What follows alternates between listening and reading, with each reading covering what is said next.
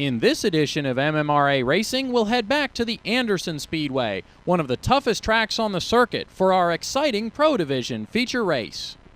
Let's head out to the track now and get into the action. This camera angle up in turns 1 and 2 gives a great view of the action of all our baby grand stock cars lining up for the race. Pole sitter Chris Wilson led the field off of turn number 4, but it was slow getting up to speed, and it was Nick Profit that was caught up in a little melee in the middle of the pack. Nick kept going, though, and so the race stayed green, and up front, Bill Christie moved way up through the field up to take second position in turns 3 and 4. So with one lap complete, it was Mark Rouse leading Bill Christie with Tyler Brown in third position and a whole host of Pro Division racers jockeying for position just behind.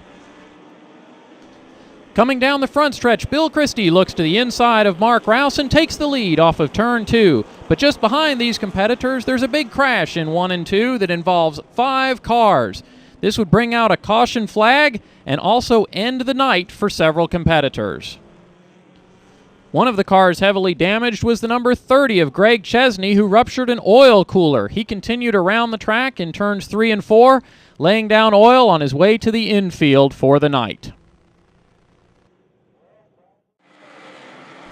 The scoring went back to the previous green flag lap, so that put Mark Rouse back out in front for the restart, with Bill Christie in second and Tyler Brown in third. Despite the slick conditions up in turns 3 and 4, Bill Christie wasted no time in turning up the pressure on Mark Rouse for the lead. He had a fast car tonight and wanted to get to the front as quickly as possible. Check out this pass going into turn 3. Down in the dirt and the speedy dry and the oil and everything else, but Bill Christie makes it stick. And coming off of turn 4, he's side by side with Rouse for the lead. Coming off of turn 2, he finally completes the pass, and that put Christie out front for the first time, a position that he would hold for the remainder of the race. Right behind the leader, the battle for second was a fantastic race. Ron Rouse held second in car number 2. Tyler Brown in the number 15 from Tennessee was hot on his heels, with the veteran Troy Turner in the number 27 keeping an eye on those two just ahead. This was some great racing action.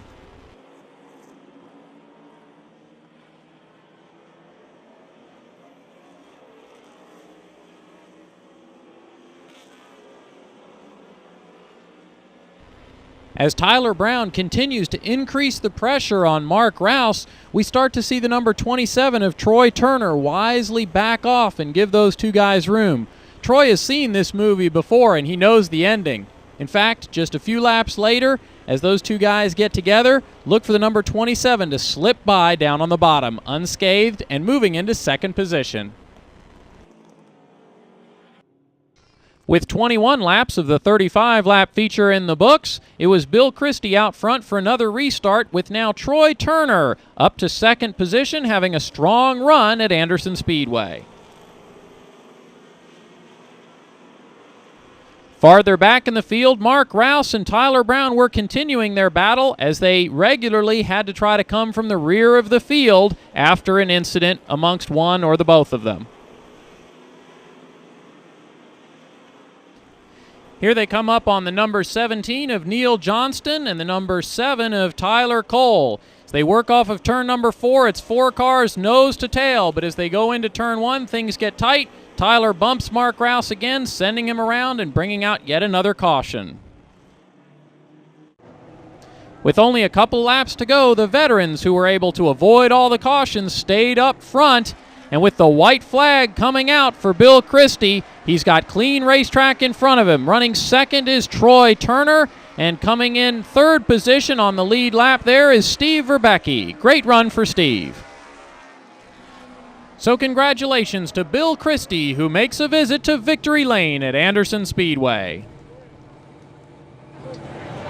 That was a strong race, man. You did a good job out there. I appreciate it. We've been fighting this car all day. Had some trouble in practice right off the bat, and just been battling back. And I mean, it's just great to get this win. We're running for the National Points Championship this year, and this just really sets it up for the rest of the season. We're really on the downhill side now, so really looking forward to it. All right.